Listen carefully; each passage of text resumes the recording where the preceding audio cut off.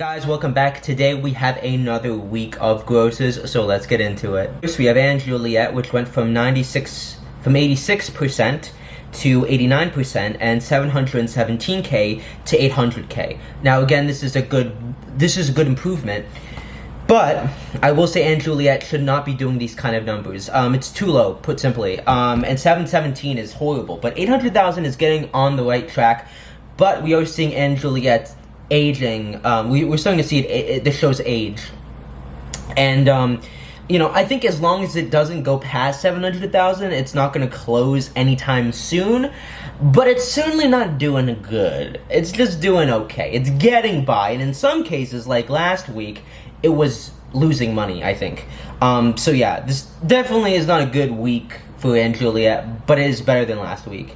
Back to the Future is going to close. There's no way that this show is not going to close. I'm sorry if you're a fan, although let's be honest, how many fans of the show are there? Yeah, but it's going to close.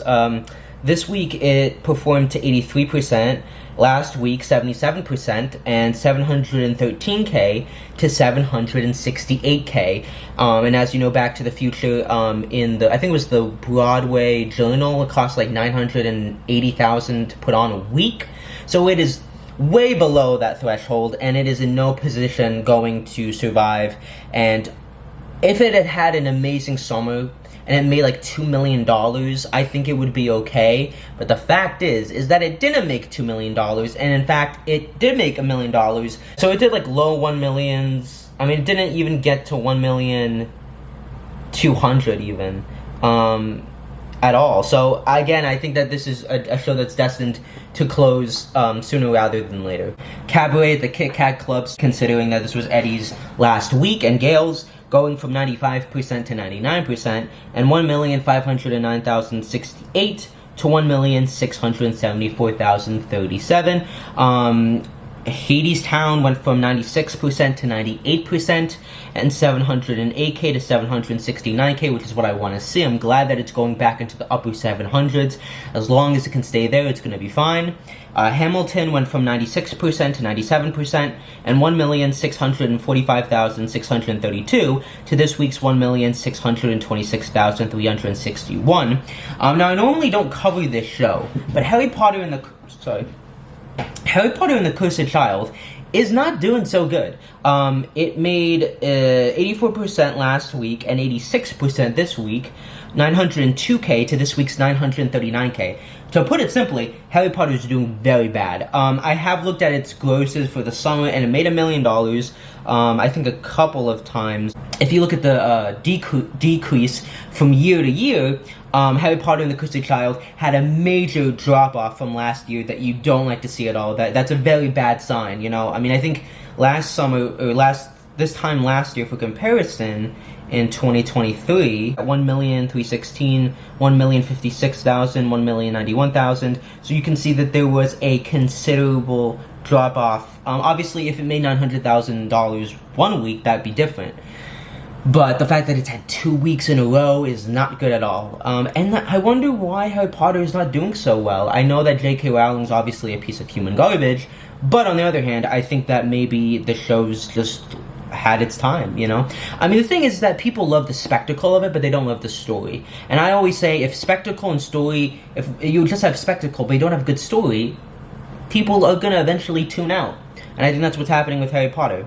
Hell's Kitchen went from 98% to 99%, and 1,393,044 to 1,528,857. Moulin Rouge went from 98.62 to 99.46, and 1,270,862 to 1,314,871. Six went from 84% to 90%, and 727K to 764K. Again, it could be doing better, but it also could be doing worse, and it's in that middle spot where it's just getting by. And listen, 6, it's obviously decreased a lot from year to year, but it's fine. It's fine, guys. It's fine.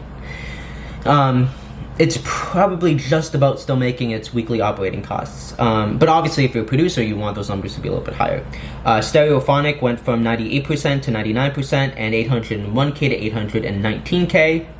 And that really is the Hamilton of plays. It's one of the most best-selling plays, original plays, without like a big star or based on like an IP like Harry Potter. Sucks went from 88% to 92%, and 725k to 797k. Obviously, I think for Suff's producers, it is doing better than Sharks, which is the comparison that I use. I still think this will close at the end of the year, because while 797 is a good number, I think it's probably not enough. And again, it did much better over the summer than Shuck did, but I feel like in order for it to take on and survive 7s and 8s in the fall, and probably 6s and maybe 5s, it needed to make $1 million or get into the $900 club, and it simply didn't. But it's doing much better than I ever thought it would. The Book of Mormon went from 91% to 94%, and 824k to 865k. Again, it is doing perfectly fine. Obviously, it's not doing the blockbuster numbers that it once was, but it's still probably just about making its weekly operating cost. It's been around for so long. It's made so much money. It's not going anywhere anytime soon. I mean, Phantom was losing money, like, even before COVID, and they still were open. But at some point, I think if it gets to 7s and 6s consistently, that's when I think we can get concerned. Gatsby continues to do phenomenally well. I don't think this is going anywhere anytime soon. Going from 87% to 95%, and 983k to 1,107,826. That's a $123,000 increase, which you don't normally see for, like, well, I guess most of these shows increased this year, this week.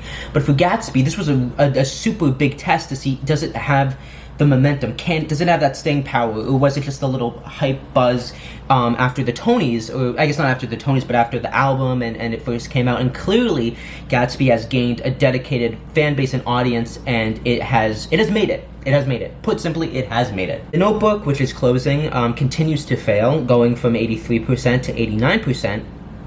And 590k to 670k. The Outsiders, which I did see, my review of that is coming soon, went from 101% to 97%, and 1,307,392 to 1,263,419. And when I was at the theater, there was a lot of empty seats. It was still almost sold out, but I went on a Thursday matinee, and I was surprised. I was like, this isn't sold out. Again, this is a phenomenal week for The Outsiders. The Outsiders has done better financially than any Best New Musical since Hadestown. And if you compare The Outsiders to Hadestown, it's pretty similar. But normally you don't see this kind of... I mean, it's not a huge drop. But to do 1,263,000 when you're supposed to be at the momentum, at the height of your business as a Best Musical winner, it's a bit concerning, and I'd be a bit disappointed if I was a producer. But again, it's prefacing this, it's still doing phenomenal. I just think it is a little bit disappointing if I'm a producer.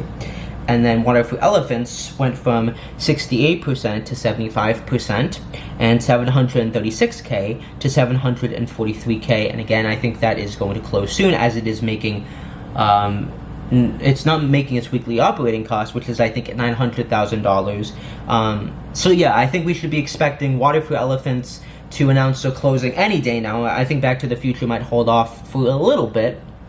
But yeah, I think that those are the two shows that are most likely to close. So that's my video. Make sure to like, subscribe, and comment, and I'll see you in the next video. Peace.